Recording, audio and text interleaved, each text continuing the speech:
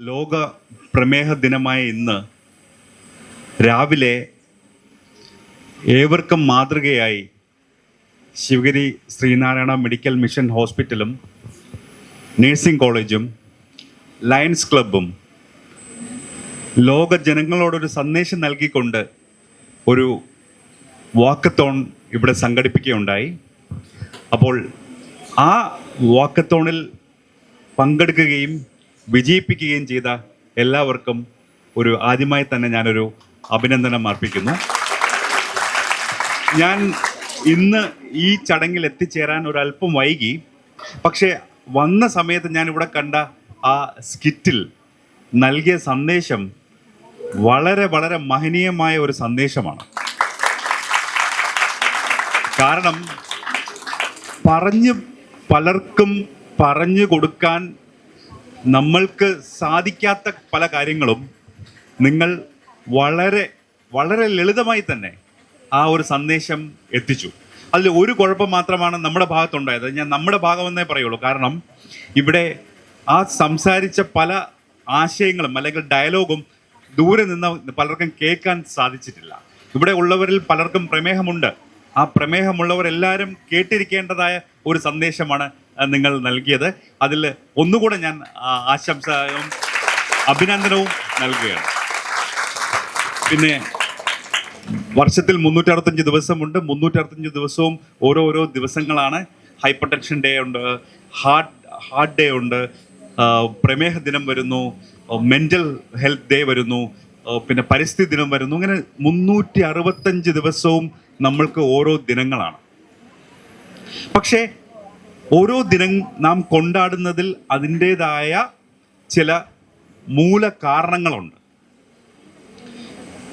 വളരെ വിഷമത്തോടു കൂടി പറയുകയാണെങ്കിൽ പല വർഷങ്ങളായി നമ്മുടെ നാട്ടിൽ, ഞാൻ നമ്മുടെ ഹോസ്പിറ്റലിൽ എന്നല്ല പറയുന്നത്, നമ്മുടെ നാട്ടിൽ ഓരോ ലോക ഡയബറ്റിക് ഡേ കഴിയുമ്പം ആദ്യത്തെ 3 ദിവസം ഇത് എന്താണ്, ഇതിൻ്റെ അവയർനെസ്, ഇതിനെക്കുറിച്ച് എന്താണ് നമ്മുടെ ജനങ്ങളിലേക്ക് എത്തുന്നതിനെ കുറിച്ചൊക്കെ വളരെയധികം മെസ്സേജുകളും വാട്സാപ്പിലുള്ള സന്ദേശങ്ങളും ഫേസ്ബുക്കിലും സോഷ്യൽ മീഡിയയിലെല്ലാം വരും. പക്ഷെ 3 ദിവസം കഴിഞ്ഞ് കഴിഞ്ഞാൽ ഇതെല്ലാം അങ്ങ് കുറഞ്ഞു പോവുകയാണ്. കുറയെന്ന് വെച്ചാൽ വീണ്ടും പഴയപടി തന്നെ.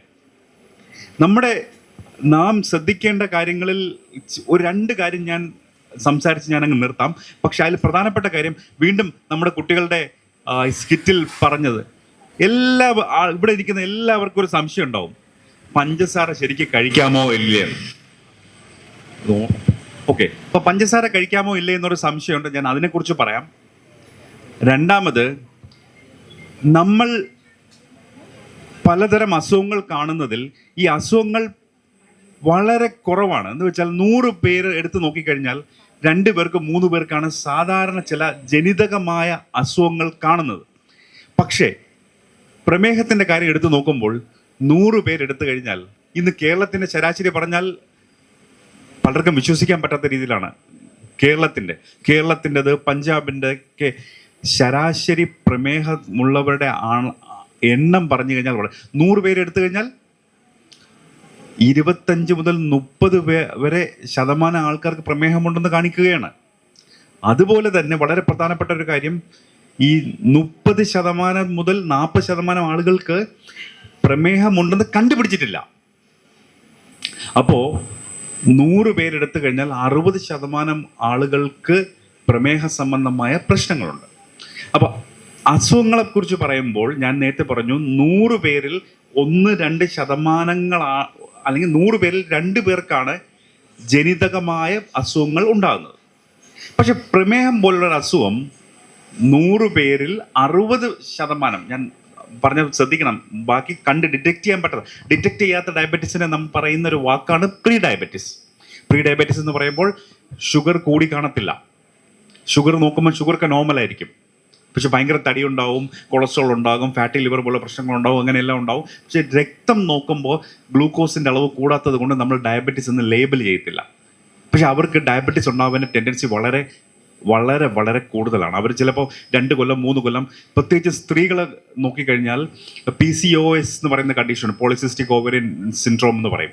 അത് കഴിഞ്ഞ് ഒരു 10-15 കൊല്ലം അല്ലെ 10 കൊല്ലം കഴിയുമ്പോൾ കല്യാണം കഴിയുന്നു. കല്യാണം കഴിഞ്ഞ ശേഷം ഗർഭിണിയായി കഴിഞ്ഞാൽ ഉടനെ അവർക്ക് ഷുഗറായി കഴിഞ്ഞു. ഷുഗറായി കഴിഞ്ഞ ശേഷം അത് ട്രീറ്റ് ചെയ്ത് കുട്ടിയെല്ലാം ഡെലിവറി ചെയ്ത് ആദ്യത്തെ 2 വയസ്സ് കഴിഞ്ഞ ശേഷം അവർ പ്രത്യേകിച്ച് ഒന്നും വ്യായാമവും ചെയ്യത്തില്ല, ഒന്നും ചെയ്യാതിരിക്കുന്ന ആഹാരവും നിയന്ത്രിക്കാത്തൊരവസ്ഥ വന്നു കഴിഞ്ഞിട്ട് വീണ്ടും ചെക്ക് ചെയ്ത് നോക്കുമ്പോൾ ഷുഗറാണ്. അപ്പോൾ ഇങ്ങനെയാണ് നമ്മുടെ നാട്ടിലെ പെൺകുട്ടികളിൽ ടൈപ്പ് 2 ഡയബറ്റീസ് വരുന്നത്. അത് തുടങ്ങുന്നത് ഗർഭിണിയായിരിക്കുമ്പോൾ മാത്രമല്ല, അത് തുടങ്ങുന്നത് എൻ്റെ ഇന്നത്തെ ഈ ഒരു ഒരു ഒരു ഒരു ഡിസ്കഷനിൽ അല്ലെങ്കിൽ ഈ ഒരു ക്ലാസ്സിൽ എനിക്ക് പ്രധാനമായി പറയേണ്ട ഒരു കാര്യം കൂടി ഞാൻ ഇവിടെ അങ്ങ് പറയാം. അപ്പോൾ നമ്മൾ ഗസ്റ്റേഷണൽ ഡയബറ്റീസ് എന്നതിനെ പറ്റി ഇവിടെ പറഞ്ഞു. ഡയബറ്റീസ് 3 തരമുണ്ടെന്ന് പറഞ്ഞു. അതിലൊന്ന് ഗസ്റ്റേഷണൽ ഡയബറ്റീസ് എന്ന് പറഞ്ഞു. പക്ഷേ ഗസ്റ്റേഷണൽ ഡയബറ്റീസ് അല്ലെങ്കിൽ പ്രഗ്നൻസിയിൽ ഡയബറ്റീസ് ഉണ്ടാകുന്ന ഓരോ വ്യക്തികൾക്കും, കുട്ടികൾക്ക് ഇപ്പോൾ മിക്കവരും കാണുന്ന ഒരു കുഴപ്പമാണ് പോളിസിസ്റ്റിക് ഓവറിൻ സിൻഡ്രോം അല്ലെങ്കിൽ പോളിസിസ്റ്റിക് ഓവറിൻ ഡിസീസ് എന്ന് പറയുന്ന ഒരു കണ്ടീഷൻ. അങ്ങനെയുള്ളവർക്ക് ഇൻസുലിൻ റെസിസ്റ്റൻസ് ഉണ്ടാകുകയും കല്യാണം കഴിഞ്ഞ് ഗർഭിണിയായി കഴിയുമ്പോൾ അവർക്ക് ഷുഗർ കാണുകയും പിന്നെ 3-4 കൊല്ലം ഷുഗർ ഇല്ലാതിരിക്കുകയും പിന്നെ ടൈപ്പ് 2 ഡയബറ്റീസ് ആയി മാറുകയും ചെയ്യുന്നു. ഇതിനൊക്കെ അർത്ഥം എന്താണെന്ന് വെച്ചാൽ, നാം വളരെ ചെറുപ്രായത്തിൽ, നാം നഴ്സറിയിൽ പോകുമ്പോൾ, സ്കൂളിൽ പോകുമ്പോൾ, കോളേജിൽ നിന്ന് ഞാൻ പറയില്ല, സ്കൂളിൽ പോകുമ്പോൾ നമ്മുടെ ആഹാരശീലം, ഇന്ന് ഞാൻ നടക്കുന്ന ഈ ഒരു പരിപാടിയുമായി തന്നെ ഞാൻ നടക്കുന്ന ഒരു വേളയിൽ ഞാൻ കണ്ടു, ഒരു സ്കൂളിൻ്റെ മുന്നിൽ വന്നപ്പോൾ ഞാൻ കണ്ടത് അമ്മമാരും അച്ഛനും സ്കൂട്ടറിലും കാറിലും കുട്ടികളെ കൊണ്ടുവന്ന് വീട്ടിൻ്റെ മുറ്റത്ത് നിന്ന് എടുത്ത് കാറിൽ കയറ്റി അല്ലെങ്കിൽ സ്കൂട്ടറിൽ കയറ്റി സ്കൂളിൻ്റെ ഫ്രണ്ടിൽ ആ ഗേറ്റ് തുറന്ന് ഗേറ്റിനകത്തോട്ട് ആക്കി കൊടുത്തിട്ട് പോവുകയാണ്. ഇങ്ങനെയാണ് അവർക്ക് 365 ദിവസം സ്കൂളുള്ള ദിവസവും നടക്കുന്നത്. അപ്പോൾ എന്താണ് ശരിക്കും വ്യായാമം സംഭവിക്കുന്നത്? വ്യായാമം എന്താണ് ശരിക്ക് എവിടെയാണ് നിങ്ങൾക്ക് കിട്ടുന്ന? ചെറുപ്രായം, ഞാൻ കുട്ടി അഡൽട്ട്സിന്റെ കാര്യമല്ല പറയുന്നത്, ഞാൻ കുട്ടികളുടെ കാര്യമാണ് പറയുന്നത്. കുട്ടികൾ, പ്രായം കുറഞ്ഞ കുട്ടികൾ, അതായത് 5 വയസ്സിൽ താഴെയുള്ളവരിലും 10 വയസ്സിൽ താഴെയുള്ളവരിലും നാം ഇന്നത്തെ ജീവിത രീതിയിൽ എന്താണ് വ്യായാമം ചെയ്യുന്നത്? നിങ്ങൾ ആലോചിക്കൂ. അവർക്ക് 15 വയസ്സാകുമ്പോൾ സ്ത്രീകളിൽ അല്ലെങ്കിൽ പെൺകുട്ടികളിൽ മാസമുറയിൽ ചില വ്യതിയാനങ്ങൾ വരാം, അല്ലെങ്കിൽ മാസമുറ ഉണ്ടായാൽ അതിന് ചെറിയ വ്യതിയാനങ്ങൾ ഉണ്ടാകാം. ഉടനെ തന്നെ ഡോക്ടറെ കാണുന്നു, ഡോക്ടർ സ്കാൻ ചെയ്ത് നോക്കുന്നു, നിങ്ങൾക്ക് PCOS ആണെന്ന് പറയുന്നു, മറ്റു കുഴപ്പങ്ങളുണ്ട്, ആഹാരം നിയന്ത്രിക്കണം, മരുന്ന് നിയന്ത്രിക്കണം, വ്യായാമം ചെയ്യണം. ഇതൊക്കെ എവിടെ ചെയ്യാൻ സമയം? അതും കഴിഞ്ഞ് കുറച്ചുകൂടെ പ്രായമായി കഴിയുമ്പോൾ അവർക്ക് പ്രീ ഡയബറ്റിക് എന്ന് പറഞ്ഞ അവസ്ഥ. അപ്പോൾ ഇത് എൻ്റെ ഇന്നത്തെ ഏറ്റവും ഡയബറ്റിക് തീം വേറെയാണ്, ഇന്ന് ഡയബറ്റിക് ഡേ തീം വേറെയാണ്. പക്ഷെ ഞാനൊരു മെസ്സേജ് എന്ന് പറയുന്നത്, ഇത് തുടങ്ങുന്ന വളരെ ചെറിയ പ്രായത്തിലാണ്.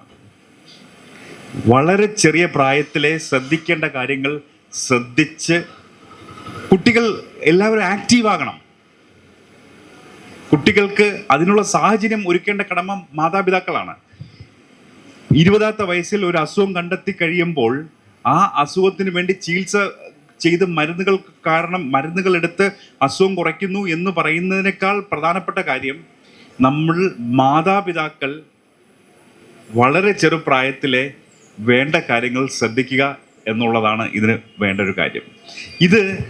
ഈ ഒരു കാര്യം നിങ്ങൾ പ്രത്യേകിച്ചും പെൺകുട്ടികൾ, പ്രത്യേകിച്ചും വീട്ടിലുള്ള നിങ്ങളെല്ലാം നിങ്ങളുടെ അച്ഛനമ്മമാരോടും തിരിച്ച്, അച്ഛനമ്മമാർ നിങ്ങളെ ഉപദേശിക്കണമെന്ന് മാത്രമല്ല, നിങ്ങൾക്കും തിരിച്ചൊരു സന്ദേശം അവർക്ക് കൊടുക്കാം. എങ്കിൽ മാത്രമേ ഇങ്ങനെയുള്ള ദിനങ്ങൾ ആചരിക്കുന്നതിൻ്റെ ഫലം നമ്മുടെ സമൂഹത്തിന് കിട്ടും.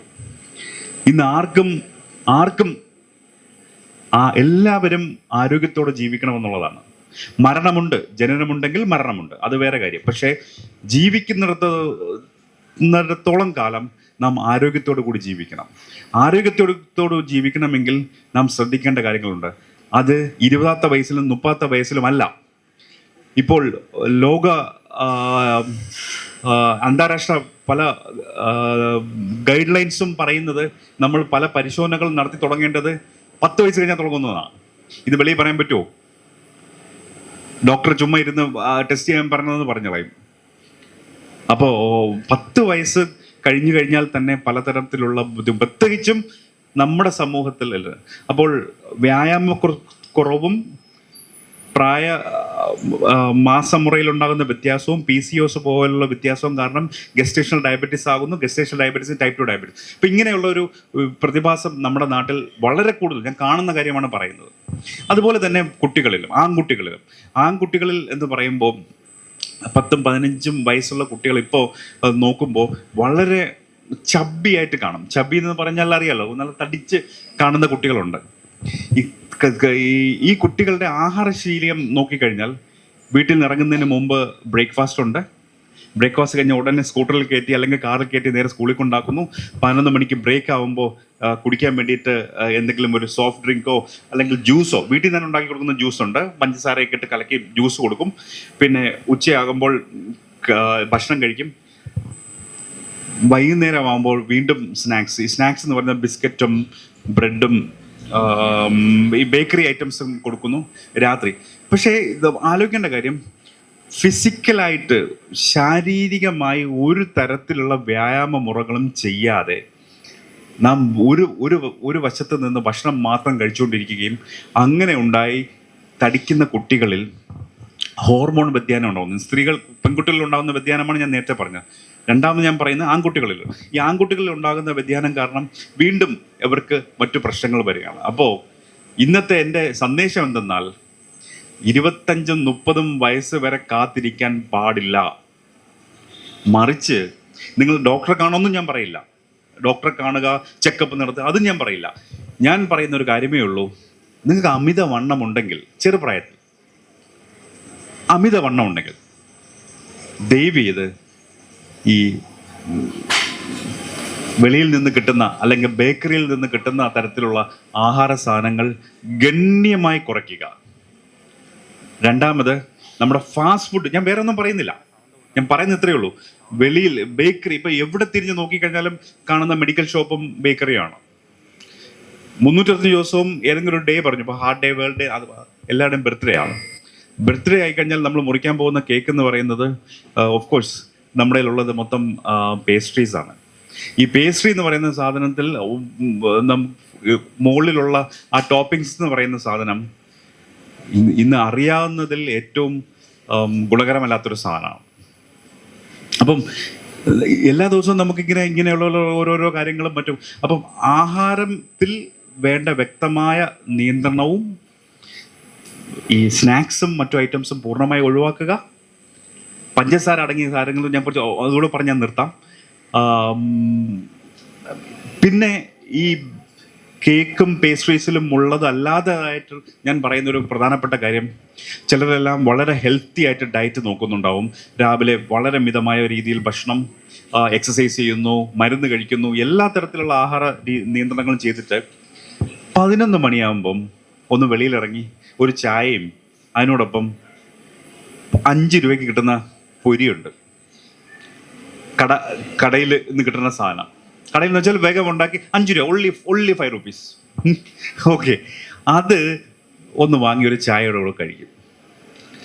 വൈകുന്നേരം 5 മണി അല്ലെങ്കിൽ ഓഫീസ് കഴിയുമ്പോഴോ അല്ലെങ്കിൽ അതിനിടയ്ക്ക് കൂട്ടുകാരെ കാണുമ്പോഴോ പോയി വീണ്ടും ഇതുപോലെ ഒരു സാധനമായി കഴിക്കും. ഈ നമ്മുടെ മലയാളികൾ ശീലിച്ച ഇടപലഹാര രീതിയെ കുറ്റം പറയുന്നതല്ല, മറിച്ച് അത് ഉണ്ടാക്കുന്ന പലതരം എണ്ണകൾ കൊളസ്ട്രോൾ കൂട്ടുമെന്നല്ല ഞാൻ പറയുന്നത്. ഞാൻ കൊളസ്ട്രോൾ കൂട്ടുമെന്ന് പറഞ്ഞിട്ടില്ല, ഷുഗർ കൂട്ടുമെന്നും പറഞ്ഞിട്ടില്ല. പക്ഷേ ആ എണ്ണകൾ നമ്മുടെ കുടലുകളിൽ ഇൻഫ്ലമേഷൻ എന്ന് പറയുന്ന ഒരു പ്രക്രിയ ഉണ്ടാക്കും. അത് കാരണം നിങ്ങൾക്ക് വയറ് വേദനിക്കത്തില്ല, അത് കാരണം നിങ്ങൾ ഛർദ്ദിക്കത്തില്ല, നിങ്ങൾക്ക് വയറിളക്കം വരില്ല, അങ്ങനെയൊന്നും വരില്ല, ഒന്നും വരില്ല. പക്ഷേ ഉള്ളിൽ പലതരത്തിലുള്ള മാറ്റങ്ങൾ കൊണ്ട് അത് കാരണം ശരീരത്തിന് ദോഷമുണ്ടാകുന്ന തരത്തിലുള്ള പല അസുഖങ്ങളിലേക്കും കാലക്രമേണ നയിക്കും. അപ്പം നിങ്ങൾ ഹെൽത്തി ആയിട്ടാണ് എല്ലാം കഴിക്കുന്നത്, ഡോക്ടർ അഡ്വൈസ് കേൾക്കുന്നു, എക്സസൈസ് ചെയ്യുന്നു, അത് ചെയ്യുന്നു, ഇത് ചെയ്യുന്നു, എല്ലാം ചെയ്യുന്നു. വെളിയിൽ പോയി ഒരു ആഴ്ചയിൽ 4 തവണയെങ്കിലും ഇടയ്ക്ക് പോയി കഴിക്കുന്ന ആ സ്നാക്സ് ഐറ്റം ഉണ്ടെങ്കിൽ അത് നിങ്ങളൊന്ന് മാറ്റിപ്പിടിക്കുക. അതിന് പകരം എന്ത് ചെയ്യാന്ന് ചോദിച്ചാൽ, നിങ്ങൾ വീട്ടിൽ നിന്ന് എന്തെങ്കിലും വെജിറ്റബിൾ സാലഡ്സോ അല്ലെങ്കിൽ ഫ്രൂട്ട്സോ അല്ലെങ്കിൽ വേറെ വീട്ടിലുണ്ടാക്കാൻ പറ്റുന്ന ആഹാര സാധനങ്ങൾ എന്തെങ്കിലും കൊണ്ടുപോകണമെങ്കിൽ, ഞാൻ പൊതുവിൽ സ്നാക്ക് ചെയ്യുന്നതിനോട് എതിരാണ്, പൊതുവിൽ വല്ലപ്പോഴും ആകാം. അപ്പോൾ ഈ കാര്യങ്ങൾ ഒന്ന് ശ്രദ്ധിക്കുക. എല്ലാം വളരെ ചെറിയ പ്രായത്തിൽ തുടങ്ങുന്ന ബുദ്ധിമുട്ടുകളാണ്. വളരെ ചെറുപ്രായത്തിലെ നിങ്ങൾ ഓരോരുത്തരും ശ്രദ്ധിക്കേണ്ടിയിരിക്കുന്നു. ബുദ്ധിമുട്ടുകൾ തുടങ്ങിയ ശേഷമല്ല. ഇനി പിന്നെ നമ്മുടെ സ്കിറ്റിൽ കണ്ടതുകൊണ്ട് മാത്രം ആ ഒരു കാര്യങ്ങൾ പറയാം. പഞ്ചസാര കഴിക്കാൻ പറ്റുമോ നമുക്ക്? എന്താ അഭിപ്രായം? പറഞ്ഞോളൂ, പറഞ്ഞോ കുട്ടി. കഴിക്കണ്ട എന്ന് പറയുന്ന ആരെങ്കിലും ഉണ്ടോ? ശരി സാറേ, എനിക്കൊരു 2 മിനിറ്റ് നോക്കൂ. നമ്മുടെ പ്ലീസ്, മനസ്സിലായില്ലെങ്കിൽ കൈ പൊക്കണം കേട്ടോ. ഞാൻ ഇനി കുറച്ച് ടെക്നിക്കലായിട്ട് പറയാൻ പോവാണേ. മനസ്സിലായെങ്കിൽ കൈ പൊക്കണം. എന്താ വെച്ചാൽ നമ്മുടെ ശരീരം മനുഷ്യനുണ്ടായിട്ട് ലക്ഷക്കണക്കിന് വർഷങ്ങളായി.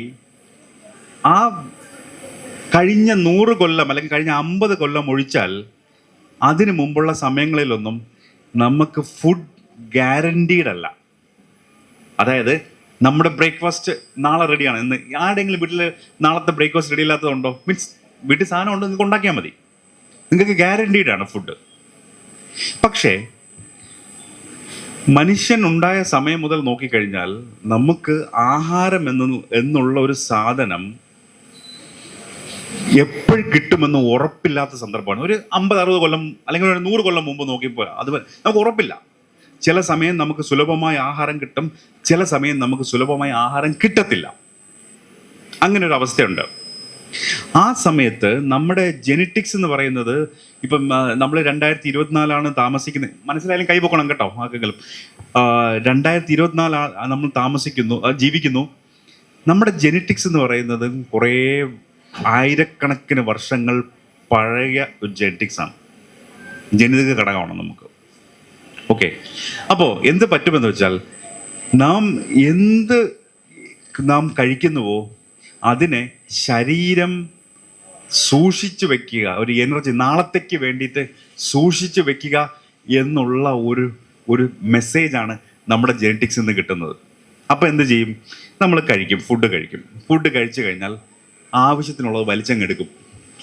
എടുത്തിട്ട് സ്റ്റോർ ചെയ്യേണ്ടത് മാക്സിമം സ്റ്റോർ ചെയ്യും. എപ്പോഴും ഇത് തന്നെ. നമ്മൾ ആർക്കെങ്കിലും ഒരു ആഴ്ചയിൽ 3 നേരം വെച്ച് നമ്മൾ 21 മീൽ നമ്മൾ കഴിക്കും. 21. ഇടയ്ക്ക് ഇതിനിടയിൽ പാർട്ടി ആവുന്നു, കേക്ക് കട്ട് ചെയ്യുന്നു, ബിരിയാണി കഴിക്കുന്നു, കല്യാണം വരുന്നു, മറ്റു കഴിക്കുന്നു, സ്നാക്സ് കഴിക്കുന്നു. ഇപ്പം ഇത് എല്ലാം കഴിക്കുന്നു. അപ്പം നമ്മൾ ഇങ്ങനെയാണ് നാം പൊക്കോണ്ടിരിക്കുന്നത്. ഇത് മൊത്തം നമ്മുടെ ശരീരം സ്റ്റോർ ചെയ്ത് വെക്കുകയാണ്. നമുക്ക് ആക്ച്വലി കിട്ടുന്ന ഊർജം കൂടിപ്പോയി. ആ ഊർജത്തിനെ നമുക്ക് കൈകാര്യം ചെയ്യാൻ പറ്റുന്നില്ല. എങ്ങനെ അത് എഫിഷ്യൻ്റ് ആയിട്ട് ചെയ്യാൻ പറ്റും? അതാണ് ഇന്ന് നമുക്ക് സംഭവിക്കുന്ന പ്രശ്നം. മനസ്സിലായല്ലോ ഇതുവരെ? ഓക്കെ, അപ്പം നമുക്ക് ആവശ്യത്തിലധികം ഊർജം കിട്ടുന്നു, നമ്മളത് ശേഖരിച്ച് വെക്കുന്നു. ശേഖരിച്ച് വെച്ച ഊർജത്തിന് വേണ്ട പോലെ കൈകാര്യം ചെയ്യാൻ പറ്റാത്ത അവസ്ഥ. ഇനി ഫാക്ടറിയിൽ ഉണ്ടാക്കുന്നതാണ് പഞ്ചസാരയൊക്കെ ഉണ്ടാക്കുന്നത് ഫാക്ടറിയിലാണ്. ആരും വീട്ടിൽ പഞ്ചസാര ഉണ്ടാക്കുന്നില്ല. ഓക്കെ, ഈ പഞ്ചസാര എന്ന് പറയുന്ന ഒരു സാധനത്തില് ഷുഗർ, അതിനകത്ത് 2 മോളിക്യൂൾസ് ഉണ്ട്. ഒന്ന് ഫ്രക്ടോസ് എന്ന് പറയും, ഒന്ന് ഗ്ലൂക്കോസ് എന്ന് പറയും. എനിക്ക് തോന്നുന്നു ഇതൊക്കെ ബയോകെമിക്കലി ആകുമ്പോൾ എല്ലാവർക്കും ബോറടിച്ച് തുടങ്ങുന്നു അല്ലേ?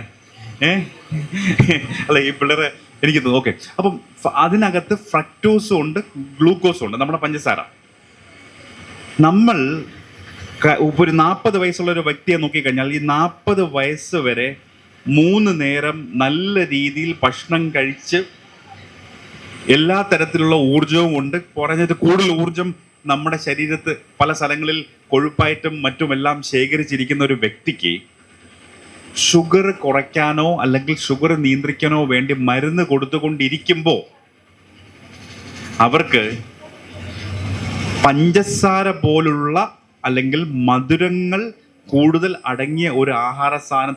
ആ ബാക്ക്ഗ്രൗണ്ട് ശ്രദ്ധിക്കണം. ബാക്ക്ഗ്രൗണ്ട് സെറ്റ് ചെയ്തിട്ടുണ്ട് ഞാൻ. ബാക്ക്ഗ്രൗണ്ട് എന്ന് പറയുന്നത് 40 വയസ്സുള്ള ഒരാളാണെങ്കിൽ ആവശ്യത്തിലധികം ഊർജ്ജമുണ്ട്, ആവശ്യത്തിലധികം കൊഴുപ്പും മറ്റു പ്രശ്നങ്ങളും ഉണ്ട്. അങ്ങനെ നിൽക്കുന്ന ഒരാൾക്ക് ശരീരത്ത് ഷുഗർ കുറയ്ക്കാനോ നിയന്ത്രിക്കാനോ വേണ്ടി മരുന്ന് കൊടുത്തുകൊണ്ടിരിക്കുന്ന ഒരാളെ സംബന്ധിച്ചിടത്തോളം അവർക്ക് പഞ്ചസാര കൊടുക്കുകയാണെങ്കിൽ അത് വിഘടിച്ച് ഗ്ലൂക്കോസും സൂക്രോസും ആവുകയും മാത്രമല്ല, പഞ്ചസാര എന്ന് പറയുന്നതിനകത്ത് നാരുകളില്ല. പ്രകൃതിയിൽ നാം നോക്കിക്കഴിഞ്ഞാൽ മിക്ക ആഹാര സാധനങ്ങൾക്കും നമ്മൾ പല നാരുണ്ട്. നമ്മളിപ്പോൾ എന്താ ചെയ്യുക? നാരടിച്ച് കളഞ്ഞിട്ട് ബാക്കി കഴിക്കും. ജ്യൂസിങ് എന്ന് പറഞ്ഞാൽ നാര് മൊത്തം മാറ്റിയിട്ട് അതിൻ്റെ അകത്തുള്ള കാര്യം മാത്രമാണ്.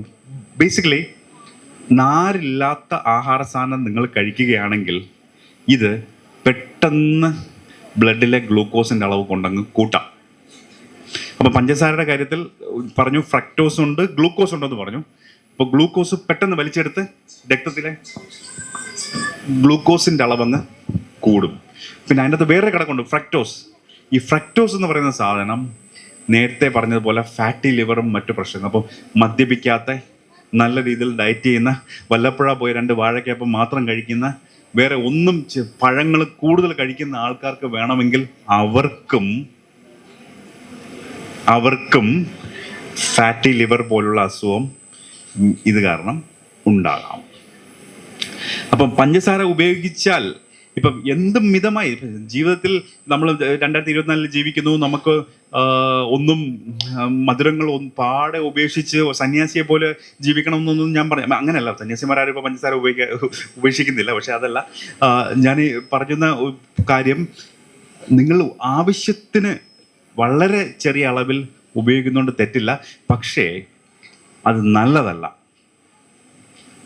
ഒട്ടും നല്ലതല്ല.